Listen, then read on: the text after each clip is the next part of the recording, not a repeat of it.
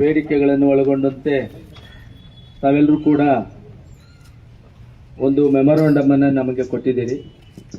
ಈ ಎಲ್ಲ ಬೇಡಿಕೆಗಳು ಕೂಡ ಸಮಯೋಚಿತವಾಗಿದೆ, ಒಪ್ಪಿಕೊಳ್ಳುವಂಥದ್ದು. ಯಾಕಂತಂದರೆ ಖಾಸಗಿ ಶಾಲೆಗಳಿಗೆ ಮತ್ತು ಅವರ ಫೀ ಶುಲ್ಕ ಏನಿದೆ ಅದನ್ನು ಹೆಚ್ಚಳ ಮಾಡುವಂಥದ್ದು, ಅದಕ್ಕೂ ಕೂಡ ಇಂತಿಷ್ಟು ಅಂತ ನಿಯಮಗಳಿರುವಂಥದ್ದು ನಮ್ಮೆಲ್ಲರಿಗೂ ಕೂಡ ಗೊತ್ತಿರುವಂಥದ್ದೇ. ಆದ್ದರಿಂದ ಪ್ರತಿ ವರ್ಷವೂ ಕೂಡ ಹೆಚ್ಚಳ ಮಾಡೋದಾದರೆ ಅದೊಂದು ನಿರ್ಣಯ ಕೈಗೊಂಡು ಇಂತಿಷ್ಟು ನಾವು ಮಾಡ್ತೇವೆ ಅನ್ನೋದ್ರ ಬಗ್ಗೆ ನಿರ್ಣಯ ಸಮಿತಿ ಇರುತ್ತೆ, ಅದರ ಬಗ್ಗೆ ನಾವು ಎಚ್ಚರಿಕೆಯನ್ನು ವಹಿಸ್ತೇವೆ. ಜೊತೆಗೆ ಶುಲ್ಕ ನಿಯಂತ್ರಣ ಸಮಿತಿ ಅಂತ ಕೂಡ ಇರುತ್ತೆ. ಈಗ ನಾನು ಹೊಸದಾಗಿ ಬಂದಿರೋದ್ರಿಂದ ಈಗ ತಕ್ಷಣಕ್ಕೆ ನಾನು ಆ ಸಮಿತಿಯನ್ನು ಯಾರಿದ್ದಾರೆ ಅಂತೇಳಿ ಅದನ್ನು ಮತ್ತೆ ಒಂದು ಸಭೆಯನ್ನು ಕರೆದು ಈ ಶೈಕ್ಷಣಿಕ ವರ್ಷದಲ್ಲಿ ಶುಲ್ಕವನ್ನು ಎಷ್ಟು ಹೆಚ್ಚು ಮಾಡಿದ್ದಾರೆ ಅನ್ನೋದ್ರ ಬಗ್ಗೆ, ಯಾಕಂತಂದರೆ ಕೆಲವು ಶಾಲೆಗಳ ಸವಲತ್ತುಗಳನ್ನು ಒಳಗೊಂಡಂತೆ ಶುಲ್ಕವನ್ನು ಹೆಚ್ಚು ಮಾಡುವಂಥದ್ದು ಪದ್ಧತಿ ಇದೆ. ಯಾವುದೂ ಸವಲತ್ತುಗಳನ್ನು ಕೊಡದೇ ಇರತಕ್ಕಂಥ ಶಾಲೆಗಳು ಶುಲ್ಕವನ್ನು ಏಕಾಏಕಿ ಮಾಡುವಂಥದ್ದು ಅದು ಕಾನೂನು ಬಾಹಿರ. ಆ ಮಗುವಿಗೆ ಒಂದು ಶಾಲೆಯಲ್ಲಿ ಅದು ಏನೆಲ್ಲ ಸವಲತ್ತುಗಳು ಪ್ರಾಮಾಣಿಕವಾಗಿ ಕೊಡ್ತಾರೋ ಅದರ ಅನುಸಾರವಾಗಿ ಶುಲ್ಕವನ್ನು ಹೆಚ್ಚಳ ಮಾಡುವಂಥದ್ದಿದೆ. ಅದು ಕೂಡ ಎಷ್ಟಂದರೆ ಅಷ್ಟು ಶುಲ್ಕವನ್ನು ಕೊಡಲಿಕ್ಕೆ ಸಾಧ್ಯ ಇಲ್ಲ, ಅದು ಕೂಡ ಪರಿಮಿತಿಯಲ್ಲಿ ಇರುತ್ತೆ. ಇಷ್ಟು ಅಂತೇಳಿ ಅದಕ್ಕೂ ಕೂಡ ನಿಗದಿಯಾಗಬೇಕು. ಅದನ್ನು ನಾನು ಗಮನದಲ್ಲಿ ಇಟ್ಕೊಂಡು ಇದು ಮಾಡ್ತೇವೆ. ಮತ್ತು ಶಿಕ್ಷಕರ ವಿದ್ಯಾರ್ಹತೆ ಏನೂ ಇಲ್ಲ ಅಂತ ಹೇಳ್ತಿದ್ದೀರಿ. ನಾವು ಈ ದಿನಮಾನಗಳಲ್ಲಿ ಸಾಮಾನ್ಯ ಶಾಲೆಗಳಿಗೆ ಭೇಟಿ ನೀಡಿದಾಗ ಶಿಕ್ಷಕರ ಪಟ್ಟಿಯನ್ನು ಕೇಳ್ತೇವೆ. ಅವರು ನಮಗೆ ಪಟ್ಟಿಯನ್ನು BA B.Ed ಅಥವಾ PUC D.Ed ಇರ್ತಕ್ಕಂಥದ್ದೇ ಪಟ್ಟಿಯನ್ನು ಕೊಡ್ತಾರೆ. ಅವರ ವಿದ್ಯಾರ್ಹತೆಯ ಅಂಕಪಟ್ಟಿಗಳು ಮತ್ತೊಂದು ಮುಗಿದನ್ನು ಕೇಳಿದಾಗಲೂ ಕೂಡ ಕೊಡ್ತಾರೆ. ಆದರೆ ಕೆಲವು ಶಾಲೆಗಳಲ್ಲಿ ಇಲ್ಲ ಸರ್ ನಾಳೆ ಕೊಡ್ತೇವೆ ಈ ರೀತಿ ಹೇಳುವಂಥದ್ದು ಕೂಡ ಇದೆ. ನಾವು ಅವ್ರಿಗೆ ವಾರ್ನಿಂಗ್ ಕೂಡ ಮಾಡಿದ್ದೇವೆ. ಆದ್ದರಿಂದ ನಾವು ಮುಂದಿನ ಶೈಕ್ಷಣಿಕ ವರ್ಷದ ಪ್ರಾರಂಭದಲ್ಲೇ ನಾವು ಎಲ್ಲ ಖಾಸಗಿ ಶಾಲೆಯ ಮುಖ್ಯ ಶಿಕ್ಷಕರನ್ನ ಜೊತೆಗೆ ಆಡಳಿತ ಮಂಡಳಿಯವರಿಗೆ ಒಂದು ಸಭೆಯನ್ನು ಮಾಡಿ ನಾವು ಈ ಎಲ್ಲ ಬೇಡಿಕೆಗಳನ್ನು ಒಳಗೊಂಡಂತೆ ನಾವು ಅವರಿಗೆ ಸೂಚನೆಗಳನ್ನು ಕೊಡ್ತೇವೆ.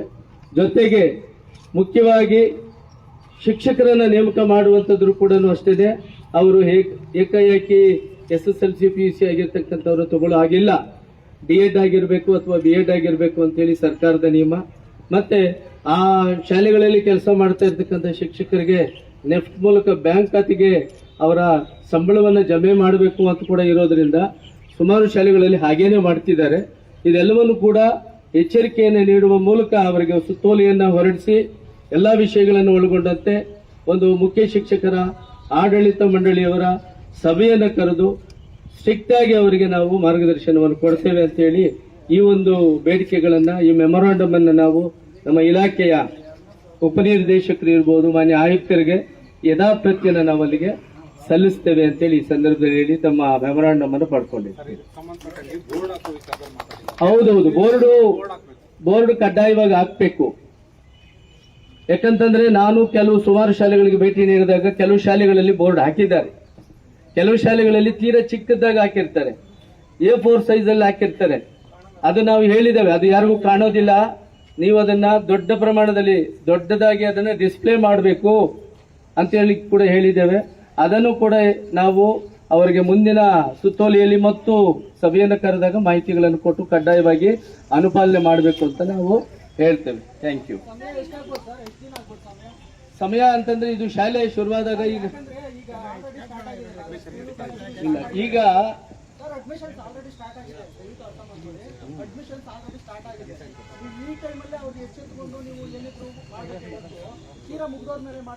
ಇಲ್ಲ ನಾವು ಮೇ ತಿಂಗಳಲ್ಲೇ ಮಾಡಬೇಕು. ನಾವು ಮೇ ತಿಂಗಳಲ್ಲಿ ಮಾಡ್ತೇವೆ.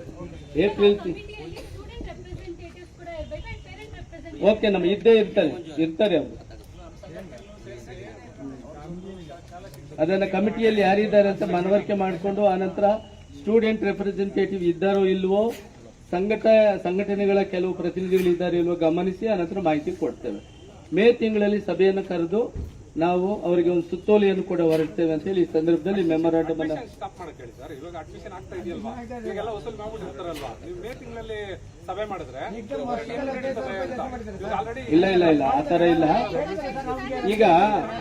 ಈಗ ನಮ್ಮದು ಏನ್ ಸಮಸ್ಯೆ ಅಂದ್ರೆ ಪ್ರೈವೇಟ್ ಶಾಲೆಯವ್ರನ್ನೂ ಸೇರಿಸಿ ಸರ್ಕಾರಿ ಅನುದಾನಿತ ಅತಿಥಿ ಶಿಕ್ಷಕರನ್ನೂ ಸೇರಿಸಿ ಗಣತಿಗೆ ತಗೊಂಡ್ಬಿಟ್ಟಿದ್ದಾರೆ. ಶಿಕ್ಷಕರು ಲಭ್ಯ ಇಲ್ಲ, ಸಂಸ್ಥೆಯವರು ಕೂಡ ಸಿಗ್ತಾ ಇಲ್ಲ.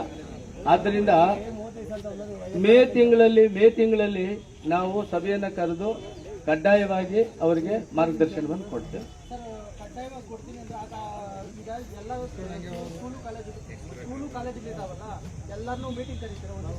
ಇಲ್ಲ, ಕಾಲೇಜಿನವ್ರಿಗೆ ನಾವು ಕರೆಯೋದಿಲ್ಲ, ನಮಗೆ ಒಳಪಡೋದಿಲ್ಲ.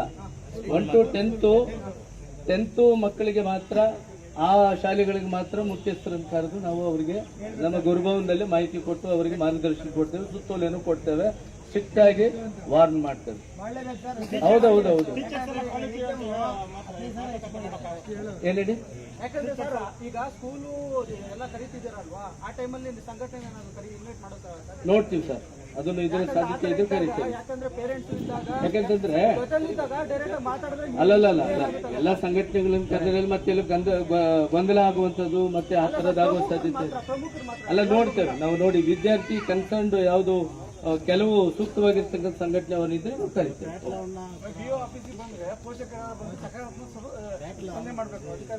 ಅಲ್ಲಲ್ಲ, ನಾನು ಅದನ್ನು ಹೇಳಿದ್ದೇನೆ. ಸುಮಾರು ಶಾಲೆಗಳಲ್ಲಿ ಫೀ ಶುಲ್ಕ ಜಾಸ್ತಿ, ಟಿಸಿ ಕೊಡೋದಿಲ್ಲ, ಮತ್ತೆ ಡಿಸ್ಪ್ಲೇ ಮಾಡಿಲ್ಲ ಅನ್ನೋದಕ್ಕೆ ನಾವು ನೇರವಾಗಿ ಅವರಿಗೆ ಫೋನ್ ಮಾಡಿ ವಾರ್ನ್ ಮಾಡಿದ್ದೇವೆ. ಅದನ್ನ ಕಡಿಮೆ ಮಾಡಬೇಕು ಅಂತ ಹೇಳಿದ್ದೇವೆ. ಮತ್ತೆ ಬರುವ ವರ್ಷಕ್ಕೆ ಈಗಲೇ ಫೀಸ್ ಕೊಡು ಅಂತ ಹೇಳೋದಕ್ಕೂ ಕೂಡ ವಾರ್ನ್ ಮಾಡಿದ್ದೇವೆ, ಅವರಿಗೆ ಎದುರಿಸಿದ್ದೇವೆ, ಗಲಾಟೆ ಮಾಡಿದ್ದೇವೆ. ತೊಂದರೆ ಇಲ್ಲ ಅದರಲ್ಲಿ. ಈಗ ಮೇ ತಿಂಗಳಲ್ಲಿ ಎಲ್ಲರನ್ನು ಕೂಡ ಸಭೆಯನ್ನು ಕರೆದು ಅವರಿಗೆ ಮಾರ್ಗದರ್ಶನ ಥ್ಯಾಂಕ್ ಯು ಸರ್. ಇನ್ನೊಂದು ಬುಕ್ಕಲ್ಲಿ ಒಂದು ರೇಟ್ ಇರುತ್ತೆ, ಬುಕ್ ಫೀಸು ನೀವು ನನಗೆ ಅದನ್ನು ಗಮನಕ್ಕೆ ತರಬೇಕು. ಅದೇ ಒಂದು 1,000 ಆದ್ರೆ 2,000 ರೆಸಿಪ್ಟ್ ಸಮೇತ ಅವ್ರಿಗೆ ತಲುಪಿಸಿ. ಈಗ ನೋಡಿ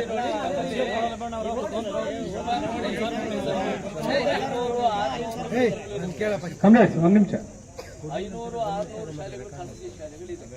ಅದರಲ್ಲಿ ಸ್ಟೇಟ್ ಸಿಲೆಬಸ್, CBSE, ICSE ಬೇರೆ ಬೇರೆ ತರ ಇರುತ್ತೆ.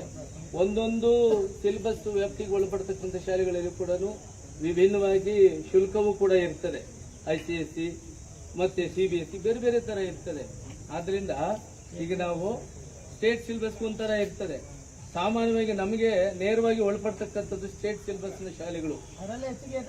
ನಮ್ಮಲ್ಲಿ ಬರೀ 89 ಶಾಲೆಗಳು ಮಾತ್ರ ಇದೆ. ಇನ್ನು ಉಳಿದಂತೆ ಎಲ್ಲವೂ ಕೂಡ 600 ಶಾಲೆಗಳಲ್ಲಿ ಬರೀ ಎಲ್ಲವೂ ಕೂಡ CBSE, ICSE ಇದೆ. ಆದ್ರಿಂದ